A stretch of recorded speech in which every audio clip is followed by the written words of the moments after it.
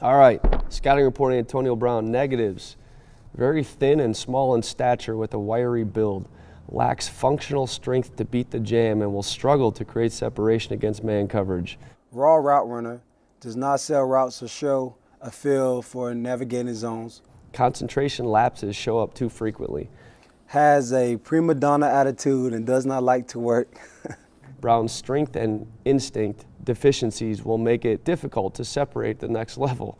Could have used another year of development. Character concerns could limit his appeal and knock him off draft boards. NFL projection, late draftable pick.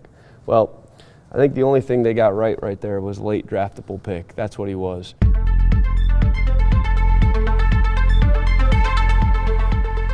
I hadn't played receiver that much, I was really raw. In high school I played quarterback.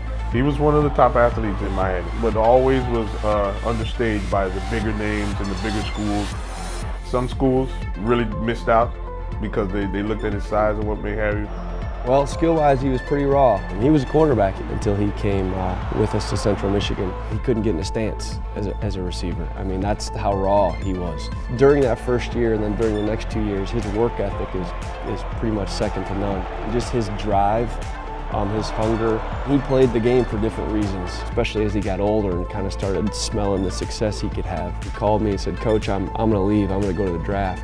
And I think he understands that I was a diamond in the rough. And he told me that going into the draft. And he was the best player in that conference, hands down, at the time. He was the first player, and maybe the only player still, to be first team punt returner, kick returner, and wide receiver all in the same year.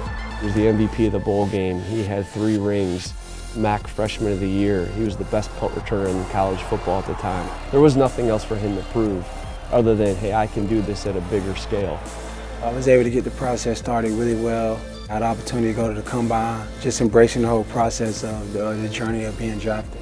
You're a little bit undersized. You've only been playing the position 3 years. Don't be expected to get drafted in the first or second round. That's about the last thing he wanted to hear. He's like, "Coach, I'm going in the first or second round." I said, "Man, I love you, but you're not." I said, "I don't think that's going to make a difference. You'll be fine. You'll make a team." When he worked out for the Pittsburgh Steelers, he was like, "Man, Coach, Pittsburgh Steelers." I said, "Yeah," I told him. "I know I never told you this, but I've been a Steelers fan since 1972. He was like, "Man, Coach, I hope I get there, man." I like Tomlin. He's stern, which is what I need. I like the structure. I like the history of the Pittsburgh Steelers. He was just praying and hoping they could pick him. I remember that he had a distinguishing trait. He had the ability to separate at break points, and that was unique on his tape, and it continues to be unique on his tape today. We actually had Antonio graded higher than where we picked him. Once we got Antonio here, it was real evident to us that he was going to be special. Anytime we have a kid here for the pre-draft visit, we bring him here, we have a certain feeling that we probably want to add that player. I think the first time I came here, the first person I met was Mike Wallace. I remember just sitting down at a table with those guys, and it just felt natural, the energy from them, and possibly being a part of the Steelers. I remember coming in here and seeing Hans Wardlocker, Troy Polamalu.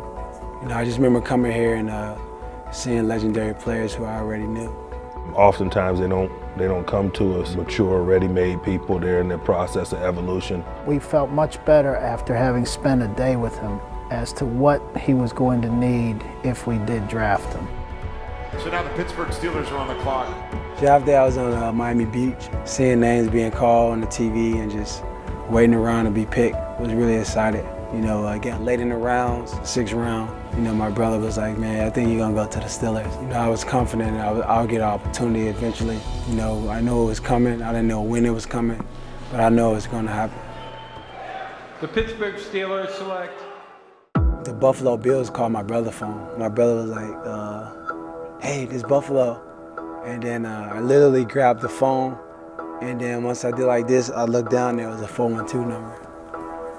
And then I was like, I picked up that one. It was, I think Coach Tomlin. I was like, about time. You watch it happen on TV, your family's excited, everyone see your name, they say your stats or whatever, and you're just excited. I'm excited to meet Big Ben, I'm excited to learn the playbook, I'm excited to get up here and try to soak everything up and get to work. From Central Michigan, 6th-round pick out of Central Michigan. Antonio Brown, who has been putting up numbers for the last 3 or 4 years. So many different ways he can attack. It's fun to watch him loose in the secondary. What can't he do? When you need a play, dial up 84. Touchdown, Antonio Brown. Wow. You know, you think you have him covered, and then you don't. What a player he is. We're excited to be here today to talk about our extension of Antonio Brown's contract. Happy to say he'll be with us for another 5 years. It's going to be grateful to be here today. Excited about the future.